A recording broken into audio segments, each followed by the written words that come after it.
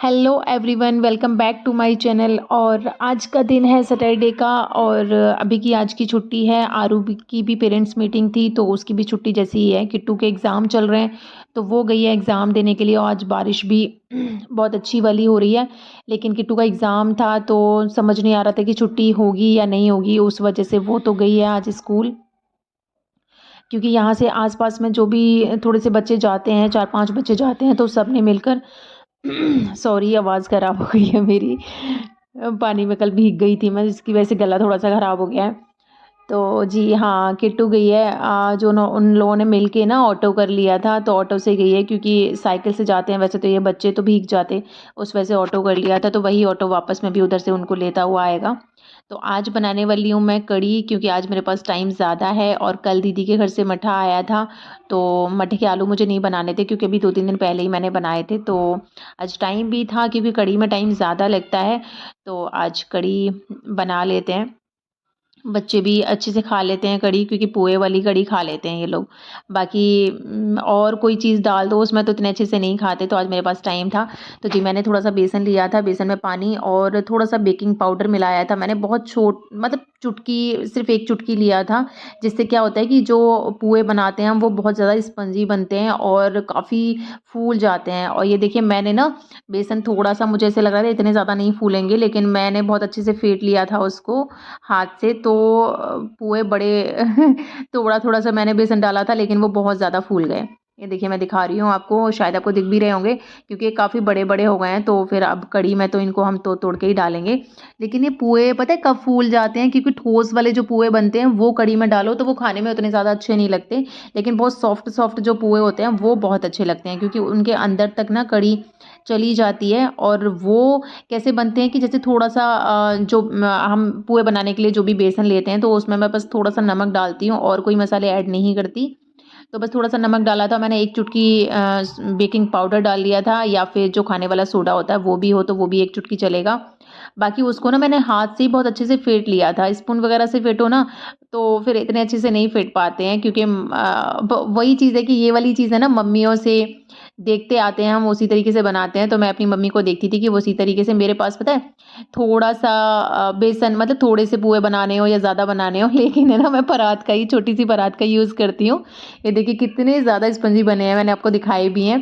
तो जैसे मम्मी तो काफ़ी कढ़ी बनाती थी, तो पोहे भी ज़्यादा बनाती थी, तो वो परात में ये सारी चीज़ें करती थी। लेकिन मेरा भी है कि मैं ज़्यादा बनाऊँ या कम बनाऊँ, लेकिन मम्मी बनाती थी उस तरीके से, तो मैं भी परात में ही फेंटती हूँ। तो मैंने जो दीदी के घर से जो मठा आया था, वो उसकी कढ़ी बनाने वाली थी मैं, लेकिन वो मैंने निकाल के देखा तो बहुत ज़्यादा ना, जैसे 2 दिन हो गए थे उसको आए हुए, तो बहुत ज़्यादा खट्टा हो गया था। तो कढ़ी बहुत ज़्यादा ही खट्टी हो जाती। उस वजह से मेरे पास जो मतलब दही रखा हुआ था, तो फिर मैंने उसी को फेंट लिया है। और बस थोड़ा-सा दीदी के घर से जो मठा आया था, बस वो थोड़ा-सा डालूँगी, बाकी का इसी से मैं काम चल जाएगा। और ये छलनी से बेसन मैंने इसलिए छाना था कि क्या होता है कि ये ट्रिक है, छोटी-छोटी ट्रिक है, मैं आपको बता रही हूँ कढ़ी बनाने की। तो जैसे साथ के साथ जिसमें भी हमने, जैसे मैंने मठा फेंट लिया था, उसके बाद में छान लेते हैं ना, तो छानने से क्या होता है, तुरंत ही उसमें जिसमें भी डालना है, तो हमें जैसे पहले से ही हमें देख लेना है कि हमें कितना बेसन उसमें डालना है, तो उसके अकॉर्डिंग छलनी से ही तुरंत वहाँ छान लेते हैं। तो उसमें क्या होता है, गाँठें नहीं पड़ती हैं, जो लम्स पड़ जाते हैं वो नहीं पड़ते हैं। तो मैंने उसमें ना थोड़ा-सा तेज़ चला दिया था, तो बाहर भी निकल गया है, तो मैंने वो साफ़ कर लिया है। तो उससे ना लम्स नहीं पड़ते, बहुत जल्दी से पूरा फिट जाता है। तो उसमें मैं डालती हूँ थोड़ी-सी हींग, साथ में डाल देती हूँ, तो उससे पूरा मिक्स हो जाता है और अच्छे से हींग का टेस्ट आ जाता है। कढ़ी में हींग का टेस्ट बहुत अच्छा लगता है, खुशबू भी उसकी बहुत ज़्यादा अच्छी लगती है। तो मैंने उसमें बस थोड़ी-सी हींग डाली थी, और जैसे अभी मैं पीस के डाल रही हूँ, तो मैं बस हींग डालूँगी इसमें, और थोड़ी-सी मैंने डाली थी इसमें हल्दी। तो हल्दी जैसे बहुत ज़्यादा पीली हो जाती है कढ़ी, वो भी नहीं अच्छी लगती है, थोड़ा लाइट कलर रह जाता है उसका, तो वो भी नहीं अच्छा लगता है। तो बस मैंने थोड़ा-सा इसमें कढ़ी में डाल लिया था हींग को, और थोड़ी-सी हींग मैंने डाली है, जो ऑयल डाला था उसमें। और आज मेरे पास में साबुत मिर्च और कड़ी पत्ते नहीं थे, तो मैं उसके बगैर ही बना रही हूँ। तो उसमें मैंने थोड़ा-सा जीरा डाला है, और हींग डाली थी, और कोई मसाले ऐड नहीं किए हैं।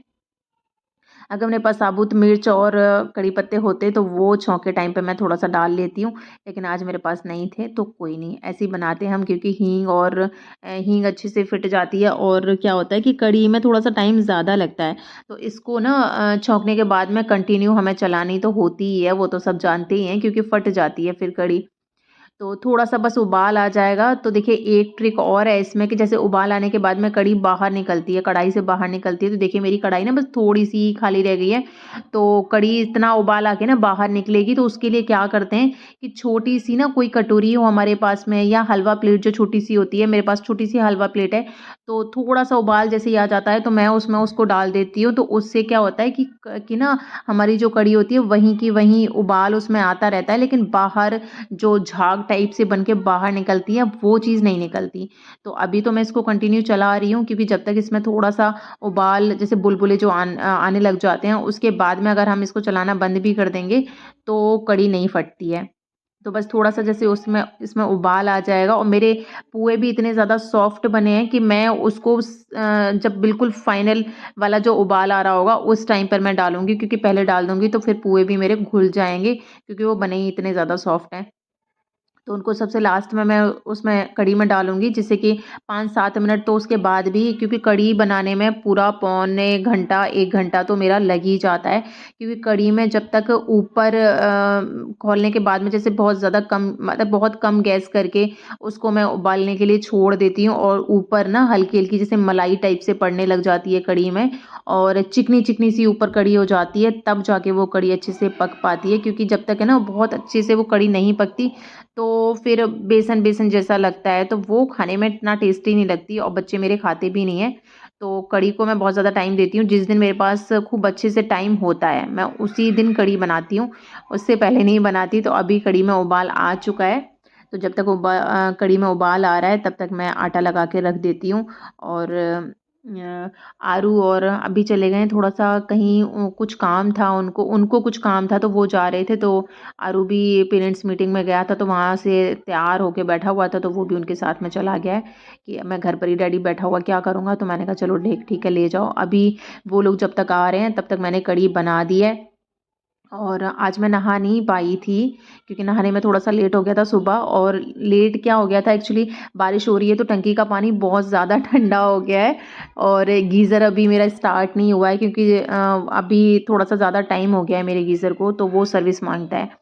तो जभी भी सर्दियाँ आ जाती हैं तो फिर वो गीज़र वाले को बुलाना पड़ता है, वही सेट करके जा पाता है। तो अभी हमने उसको नहीं बुला पाया है, तो पानी ज़्यादा ठंडा था। सुबह नहाने गई थी मैं, ऐसा नहीं था नहाने नहीं गई थी, नहाने गई थी और जैसे ही मैंने पानी देखा ना तो मेरी हिम्मत ही नहीं हुई, फिर मैं वापस आ गई। तो मैंने कहा थोड़ी देर पानी बस बाल्टी में भर के मैं रख आई थी कि बाहर टंकी में तो पानी उतना ही ठंडा रहता है क्योंकि बा ऊपर का मौसम ही इतना ज़्यादा ठंडा है। तो मैंने कहा ठीक हो जाएगा तब तक पानी। तो फिर मैंने कढ़ी बना दी है, आटा लगा दिया है और सिम गैस करके मैं नहाने चली जाऊँगी अभी। तब तक किट्टू भी आ जाएगी और ये दोनों भी आ जाएँगे तो फिर छुट्टी वाले दिन क्या होता है कि ना गरम-गरम रोटियाँ किसी को नहीं खानी होती, सबको एक साथ ही बैठ के खाना खाना होता है। तो फिर जब तक ये लोग मैं सारे काम से फ्री भी हो जाती हूँ और जब तक ये लोग आएँगे तभी थोड़ी देर पहले ही मैं रोटियाँ बना के रख लूँगी क्योंकि आज सबको साथ में ही खाना खाना है। और साथ में खाना खाने का मज़ा भी कुछ अलग ही होता है क्योंकि ना डेली हम लोग नहीं खा पाते हैं, बच्चों का अलग हो जाता है, इनका अलग हो जाता है क्योंकि छुट्टी वाले दिन का हो ही नहीं पा छुट्टी से पहले हो ही नहीं पाता। छुट्टी वाले दिन हाँ, ये है कि छुट्टी वाले दिन ना सब लोग साथ में ही खाना खाते हैं और आटे का भी मैं क्या करती हूँ कि आटा लगा के तुरंत ही मैं रोटियाँ नहीं बनाती। आधा आटा ना आधे 1 घंटे पहले मल के मैं रख देती हूँ और उसको ढक के रख दो, उसके बाद में फिर बड़ा सॉफ्ट हो जाता है आटा और बहुत रोटियाँ भी बहुत अच्छी और एकदम से ना फूली-फूली वाली रोटियाँ बनती हैं। तो आटे को जैसे जब हम लगाते हैं उस टाइम पर ही बहुत ज़्यादा मेहनत करने की ज़रूरत ही नहीं है। मैं तो बस ऐसे ही करती हूँ कि बस लगा के हल्का-फुल्का सा लगा के और बस उसको रेस्ट के लिए छोड़ देती हूँ। 1 घंटे के लिए रेस्ट के लिए छोड़ देती हूँ। आधा घंटा हो तो आधे घंटे के लिए, 15 मिनट, आधा घंटा, 1 घंटा जैसे मेरे पास टाइम होता है उसी के अकॉर्डिंग। तो अभी कढ़ी बन रही है, तो तब तक मैंने आटा लगा के रख ही दिया है। तो ठीक है भई आटा भी सेट हो जाएगा और कढ़ी भी मेरी तैयार हो जाएगी। तो देखिए अभी ना कढ़ी बाहर नहीं बिल्कुल भी निकल रही है, वो इसीलिए निकल रही है क्योंकि मैंने इसमें छोटी-सी ना हलवा प्लेट डाल रखी है। तो अब ज़रूरत ही नहीं है कि हम इसके पास में खड़े होके कढ़ी को देखें। तो बस मैंने गैस कम कर दी है और अच्छे से कढ़ी उबलती रहेगी। तब तक मेरा क्या रहता है कि मैं ना किचन में जैसे काम कर रही हूँ, तो अभी मैंने आटा लगा के रख दिया, वो भी कढ़ी बन रही है। तब तक मैंने पूरा किचन साफ़ करके, ये जो बर्तन है मैं बाद के लिए नहीं छोड़ती। ऐसे जब बहुत ज़्यादा काम हो जाता है तो क्या होता है कि हमारा काम करने का मन नहीं करता। तो जैसे मेरे बर्तन होते हैं ना, 2 बर्तन सिंक में पड़े हों, 4 बर्तन सिंक में पड़े हों, तो मैं तुरंत ही साफ़ कर देती हूँ।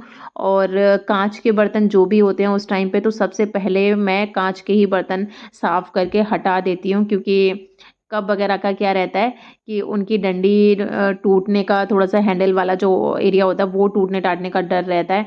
तो फिर वो अगर टूट जाए या फिर कप कहीं से भी साइडों से भी अगर थोड़ा बहुत भी टूट गया है, तो फिर उसको चलाना बेकार लगता है, यूज़ करना ही बेकार लगता है। तो फिर मैं सबसे पहले काँच के जितने भी बर्तन होते हैं उन सबको साफ़ कर देती हूँ।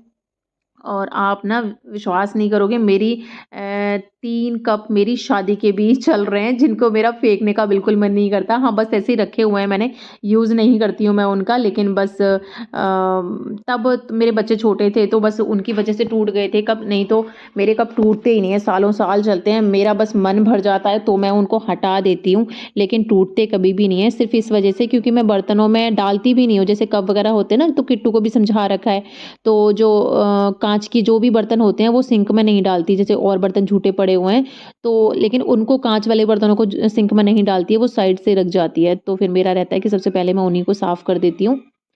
तो जी, अभी मैंने साथ के साथ में बर्तन साफ़ कर लिए हैं। और बहुत ज़्यादा जब बर्तन इकट्ठे हो जाते हैं तो मन नहीं करता साफ़ करने का। 4 बर्तन हैं तो फटाफट से साफ़ करो और ख़त्म करो। तो मेरा रहता है किचन का काम मैंने बिल्कुल अभी ख़त्म कर दिया है। तो अभी बर्तन-वर्तन का भी काम ख़त्म हो गया, तो फिर ये है कि लंच का, जो भी लंच के थोड़े बहुत बर्तन निकलेंगे, तो बस वो फटाफट से साफ़ हो ही जाएँगे। और मेरा थोड़ा-सा रहता भी है कि बर्तन जैसे लंच के निकलेंगे तो मैं बैठती नहीं हूँ। लंच करने के बाद में ना, जैसे आलस आता है, तो वो चीज़ नहीं करती मैं, तो तुरंत ही लंच करने के बाद मैं तुरंत उठ जाती हूँ और अपने बर्तन साफ़ कर देती हूँ और छोटा-मोटा जो भी कोई काम होता है वो ख़त्म कर देती हूँ, जिससे क्या होता है।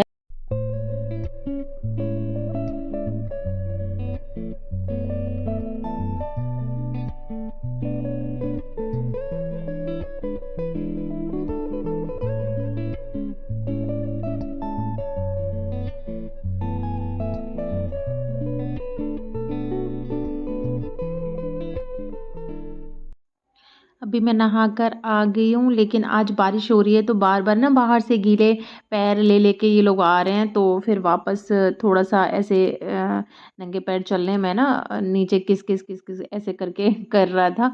तो बस मेरा मन नहीं माना, मैं जैसे ही नहाकर आई तो सबसे पहले आरू का थोड़ा-सा ज़्यादा रहता है कि वो गलती से ना चप्पल पहन के, बाहर की चप्पल हमारे यहाँ अलग है, अंदर की अलग है। तो वो उसका रहता है कि वो गलती से ना कभी-कभी बाहर की चप्पल पहन के भी अंदर आ जाता है। तो अंदर का थोड़ा-सा बस हाँ, मिट्टी आ गई थी, हल्की-फुल्की मिट्टी आ गई थी।